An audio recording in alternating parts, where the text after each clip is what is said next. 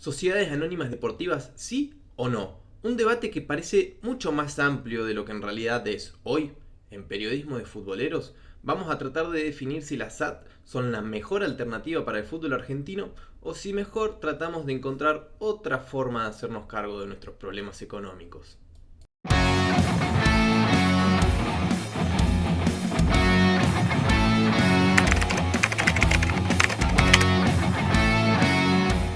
Veamos lo que dice la definición de Wikipedia para entender un poco más y entrar en contexto.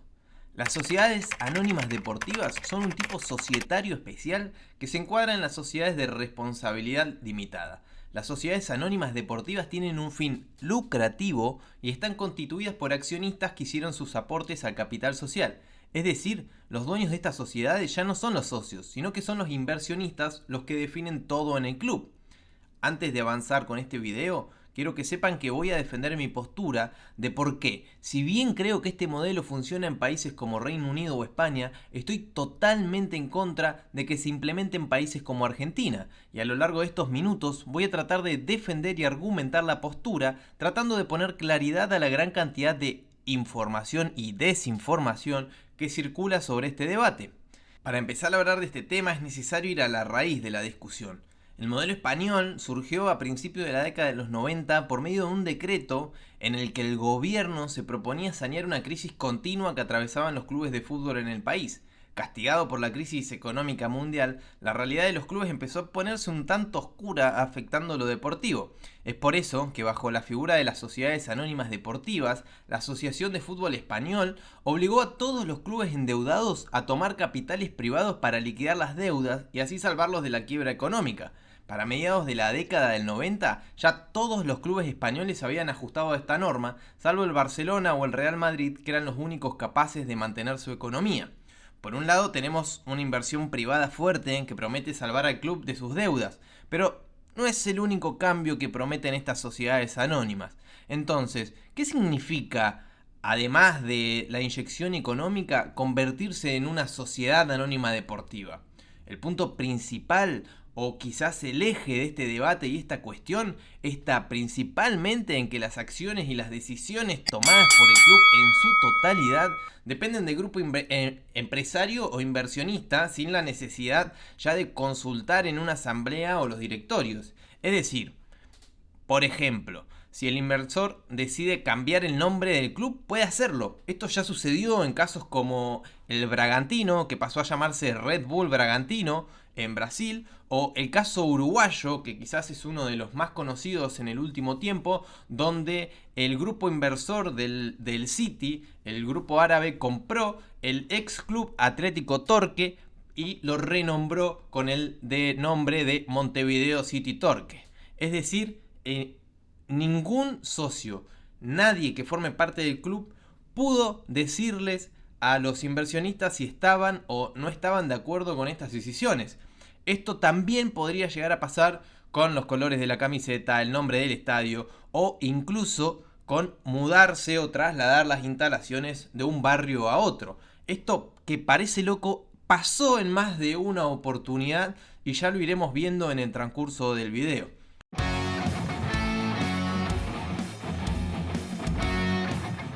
Acá le damos pie al segundo punto de las sociedades anónimas deportivas, la búsqueda de convertir un club modelo de negocios, básicamente, que persigue un rédito económico por encima de otras actividades. Es decir que, si en algún momento el inversionista decide retirar sus inversiones y abandonar el club, puede hacerlo dejando la institución en la lona.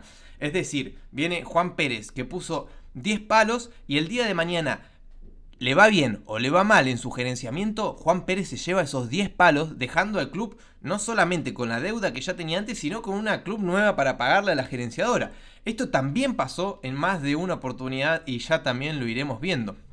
Porque quizás uno de los ejemplos más conocidos es el de Colo-Colo en Chile, donde pasaron de tener una generación dorada que llevó a la selección chilena a ganar una Copa América por primera vez en su historia, con un esquema de inferiores bien consolidado en los clubes, a tener una crisis identitaria en la que hoy en día, ya hace algunos años, contratan directores técnicos argentinos esperando tener una solución futbolística a sus problemas. En el caso del Colo-Colo chileno, hubieron años en los que las inferiores del club no se pudieron presentar a jugar. O sea, imagínense cuál es la situación que le espera a futuro a esos clubes si no tienen la oportunidad ni siquiera de presentarse en sus categorías infantiles. Es decir, ¿a dónde está el futuro de estas instituciones deportivas y sociales si no tienen ni siquiera los cimientos establecidos para poder avanzar en el tiempo siendo una entidad deportiva? Otro ejemplo, que es uno de los menos conocidos, pero al mismo tiempo de los más emblemáticos en el país, es el del Deportivo Español, que fue gerenciado por el gallego, como le decían, Francisco Ríos Seoane, quien ya falleció hace algún par de años. Si bien en sus primeros años de gerenciamiento llevó al club a la primera de división y a jugar preliguillas de Libertadores, con el paso de los años terminó mostrando un poco la hilacha y pasó de ser un supuesto club modelo a convertirse en esto. Además, como si fuera poco, Seoane terminó preso.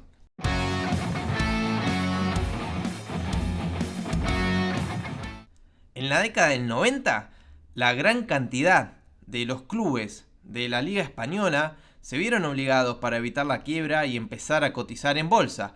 Este modelo fue replicado en la Premier League, en la primera división de la Liga Británica, donde actualmente los 20 equipos que militan en la primera división son sociedades anónimas y deportivas. Y este quizás podría ser el punto final de la discusión. Después de todo, es la mejor liga del mundo y tiene el mejor fútbol que se puede ver en la actualidad. Entonces, ¿por qué no podríamos ser una sociedad anónima deportiva y estar a la altura de la Premier League? Como lo dijo en más de una oportunidad el presidente Javier Milei. Bueno, este punto es quizás lo que abre el debate. Y es que cada país tiene su propio contexto y su propia idiosincrasia. O sea, no en todos lados el fútbol se atraviesa o se vive de la misma forma en la sociedad. Tanto en el caso español como en el británico, el fútbol siempre se dirigió hacia un público más pudiente, con entradas y abonos un tanto costosos o excesivos, priorizando el espectáculo por encima de los roles sociales. Es que claro, en estos países europeos las necesidades son distintas, porque la estabilidad económica es tal que los clubes no necesitan ser contención social. Simplemente son un anexo a la pasión, si es que existe esa pasión, o un lugar donde simplemente las personas van a pasar un buen momento en el fin de semana. Y acá es donde voy a plantar mi postura como la bandera que se plantó en la luna o como la estatua de Mostaza Merlo en el cilindro de Avellaneda. En Argentina, el fútbol es otra cosa. En un país atravesado por crisis interminables, el deporte no es solamente un goce o un disfrute, es más bien la posibilidad de que millones de pibes y pibas de todo el país encuentren una mejor salida de la que su entorno en sus barrios le pudo ofrecer. Partamos de la base. En un país que se ha dedicado a romper sus propios récords de cifras de hambre y de desempleo, los clubes aparecieron como merenderos primero, lugares de encuentro y refugios para niños y niñas que de otra manera hubieran terminado en la calle. Y no es necesario hablar solo de River o Boca. Cada club de barrio sigue el mismo objetivo y persigue el mismo sueño: poder darle una carrera y una buena vida a los pibes que viven en el lugar. Veamos incluso algunos de los ejemplos de la escaloneta campeona del mundo. Leandro Paredes, por ejemplo, surgió del club La Justina y Brisas del Sur. Lionel Messi, del club Abanderados Grandoli. Lautaro Martínez, de Liniers de Bahía Blanca. El Dibu Martínez, de General Urquiza. Es decir, si nos ponemos a pensar, si no hubieran existido todos estos clubes de barrio que fueron los que acobijaron a estos futbolistas en sus primeros años de patear la pelota, quizás el recorrido, su carrera profesional, no hubieran existido. ¿Ustedes se imaginan un fútbol en el que estas estrellas mundiales no llegaran a formar parte nunca de la selección? Es que para los clubes de barrio, los jugadores no solo son una oportunidad de venta. Es más, me animaría a decir que no son ni siquiera una oportunidad de venta. Son personas y en muchos casos es la única oportunidad que tienen también estos pibes para sacar a sus familias de la pobreza. Es que ninguno de ellos nació con las necesidades básicas aseguradas, créanme. Para entender un poco más el concepto, los clubes son además sentido de pertenencia y la oportunidad de acceder para los socios a visitas médicas, bibliotecas, deportes, gimnasios, actividades al aire libre, formación de oficio y hasta la oportunidad de tener un par de botines si se quiere. Y ni hablar si nos referimos en casos como Vélez, River, Racing, que tienen bibliotecas, tienen instituciones educativas.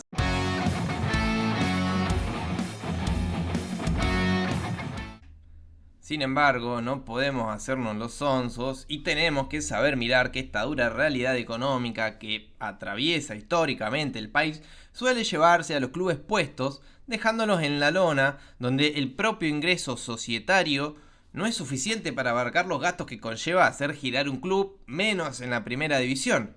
Es ahí donde entra en juego la publicidad, los derechos televisivos o los grupos inversores que muchas veces acercan con números bastante inflados algunos jugadores a los clubes, sacando por ahí un rédito económico, ¿no?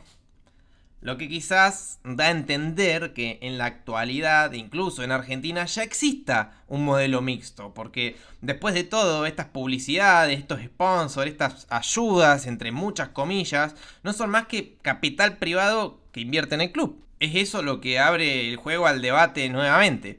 ¿Por qué estaría mal que los clubes accedan a la inversión o el capital privado para sanear sus deudas y así mejorar el pasar de su equipo? Si me preguntan a mí, no lo veo mal si nace con la intención de mejorar algunas cuestiones desde lo deportivo o desde lo económico. No veo mal, bajo ningún concepto, que haya una marca que se promocione en una camiseta o en las instalaciones de un estadio, siempre y cuando sean los socios los que el día de mañana puedan elegir si quieren ese inversor o no quieren ese inversor. Un claro ejemplo es lo que pasó en Racing con la empresa Sur Finanzas, que está radicada en el sur de Gran Buenos Aires. Se asoció durante algún tiempo y cuando se dio a conocer esta noticia, la marca a el negocio de las barras y alguna que otra tramoya un tanto oscura. Eso generó cierto rechazo en los socios que por medio de campañas de Twitter e Instagram mostraron su descontento y su enojo, y a la comisión directiva no quedó otra más que dar marcha atrás con esta decisión y punto final, no se discutió más. La gente dijo que no, la comisión directiva fue para atrás, la empresa no llegó. Simple y claro. Pero la historia en Argentina, como siempre, tiene ciertas controversias. Si bien en el país se rechazó la figura de la SAT por 38-0 en la votación de la AFA, cuando Mauricio Macri buscó impulsar este modelo privatizador por primera vez, la llegada de Javier Milei al poder en la actualidad podría empezar a cumplir con los caprichos del expresidente de Boca. En la actualidad ya empezamos a ver esto que mencionábamos recién de manera escalonada, aunque en equipos que por ahí no tienen tanto renombre. Los casos más conocidos o, entre comillas, de mayor éxito son el de Talleres y Defensa y Justicia.